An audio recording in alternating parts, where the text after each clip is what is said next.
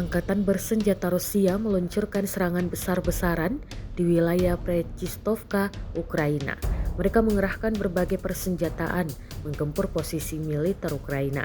Rekamannya beredar di Telegram pada Jumat 6 September 2024. Dalam keterangan unggahan disebutkan, kelompok pasukan timur Rusia menerbitkan rekaman pertempuran untuk Prechistovka.